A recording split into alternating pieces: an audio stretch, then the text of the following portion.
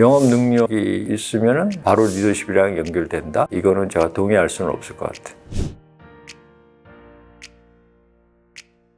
팀장 이럴 때는 이제 가제 중심으로 이제 자기가 잘하고 능력이 있으면 인정을 받는데, 임원은 people 스킬, 팀이나 사람을 통해서 성과를 내는 역할이거든요. 자신이 가지고 있는 어떤 목표, 또 비전, 이런 것들을 구성원들한테 잘 공유를 하고 자기와 같은 목표와 책임감을 가지고 그 목표를 달성하기 위해서 최선을 다하는 팔로워들을 만들어내는 역할, 결과적으로 성과가 날 수 있도록 그런 측면에서 역할이 좀 다른 거 아닌가 이런 생각을 합니다.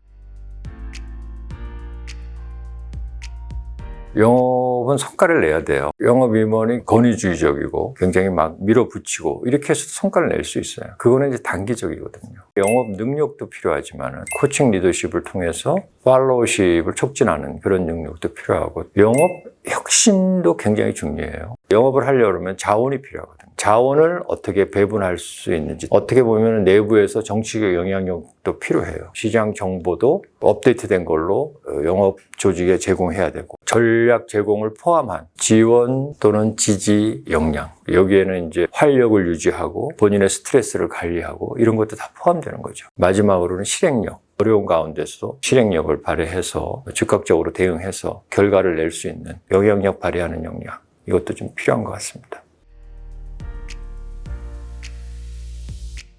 목표와 비전을 공유하면서 책임감을 가지고 그 목표를 최선을 다해서 달성하려고 하는 모범적이고 좋은 팔로워들을 조직에 구축하는 것, 그래서 그것이 선순환이 일어나도록 하는 것이 가장 중요한 것 같아요. 그렇게 하기 위해서는 구성원의 역량이나 동기 또는 의지에 따라서 차별이 있기 때문에 어떤 사람은 교육도 해야 되고 어떤 사람은 지시도 해야 되고 하지만은 그 모범적인 팔로워들을 촉진하는데 결정적인 거는 저는 코칭 리더십이라고 생각을 해요. 의지도 탁월하고 역량도 되는 사람들은 전략적 위임을 통해서 스스로 독립적으로 할 수 있도록 육성을 해야 되거든요. 그런 영업 관리자들이 자기 밑에 영업 사원들도 똑같은 코칭 리더십을 발휘해서 조직 전반에 코칭 문화를 확산하는 것, 그리고 정착시키는 것, 이것이 영업 조직을 장기적으로 성장시키고 성과를 내게 하는 굉장히 핵심적인 부분이다.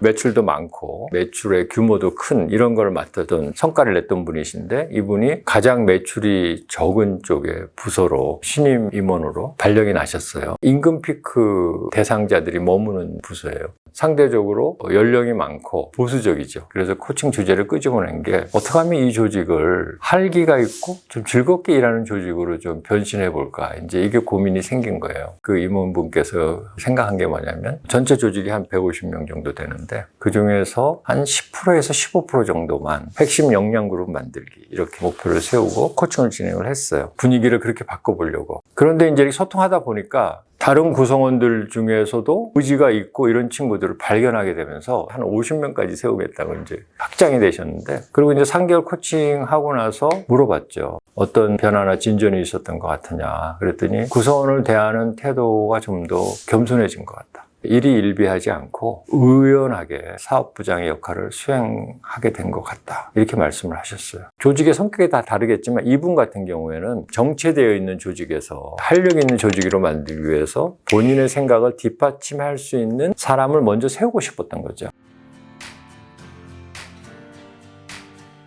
영업 능력이 있으면 바로 리더십이랑 연결된다? 이거는 제가 동의할 수는 없을 것 같아요. 협상력이라든가 영업 스킬이 뛰어난 게 영업 능력이 있는 건데, 그건 이제 개인적인 능력이 되겠죠. 근데 리더십을 발휘한다는 거는 사람을 움직이는 거잖아요. 자기 조직원을 통해서 영업 성과를 내는, 그럴 때 발휘되는 게 저는 리더십이라고 생각을 해요. 전반적인 관리 역량이 같이 유능해야지 리더십이 발휘된다, 이렇게 생각합니다.